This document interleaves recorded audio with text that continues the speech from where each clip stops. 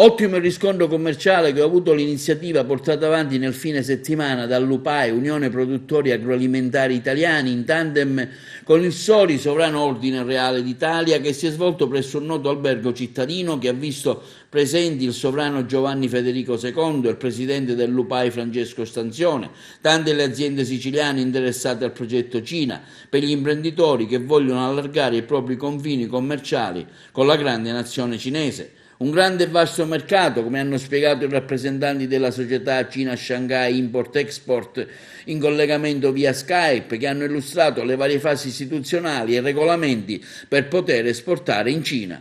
Ma le fasi essenziali, prima di tutto, è quello di avere dei consensi dei produttori, degli imprenditori di agroalimentari, anche perché senza di loro non potremmo poi portare avanti quel progetto in Cina.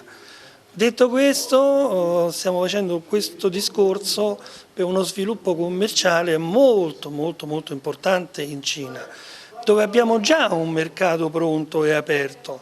Dobbiamo soltanto convincere queste persone molto brave, perché da quello che ho visto io e ci ho parlato al telefono, sono persone che vogliono, hanno tutto l'interesse di crescere.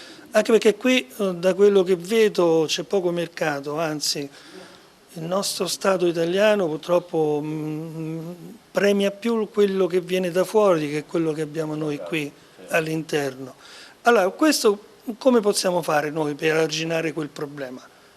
Prendere il prodotto italiano e portarlo all'estero. Inizialmente stiamo cominciando con la Cina. Faremo anche un altro mercato, sicuramente sarà un mercato molto importante anche quello, che è quello lì americano, però lì ci stiamo ancora lavorando sopra. Imprenditori agroalimentari li aspettiamo a braccia aperte, perché per loro veramente potrebbe esserci un futuro più roseo. Il mercato cinese è un mercato enorme, come diceva la dottoressa in collegamento, per cui si va da zone molto calde a zone molto fredde, per cui diciamo c'è un ampio mercato cui il nostro prodotto si può ben inserire. Certamente, proprio perché comunque la Cina è talmente grande che il clima varia molto. E di conseguenza anche per quanto riguarda questa serie di alimentazione.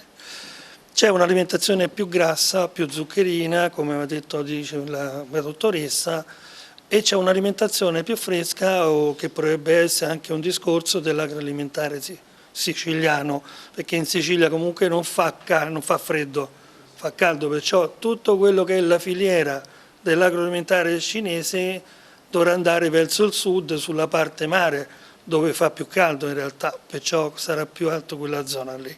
Quindi c'è un sito internet, UPAI, chi vuole interessato può mettersi in contatto direttamente con voi. Esatto, noi abbiamo un sito internet istituzionale dove risponderemo a tutte le loro domande, qualunque siano, e dove c'è anche un modulo per l'iscrizione, però prima di iscriversi noi siamo contenti che ci fanno delle domande, perché iscriversi è un impegno, dopodiché noi faremo del tutto per mantenere quell'impegno e portarli avanti il meglio possibile. Quindi in questo momento di crisi, giusto per concludere, un mercato enorme, vastissimo, potrebbe essere la soluzione appunto per i nostri produttori dell'agroalimentare? Noi ce lo auguriamo e speriamo di sì. Noi abbiamo tutte le armi per poterlo fare. Adesso dobbiamo soltanto convincere diciamo, gli imprenditori a credere e a crederci e a credere anche in noi, insomma, ecco, questo che è una parte difficile. Allora, noi abbiamo iniziato tutto questo da un'avventura telefonica.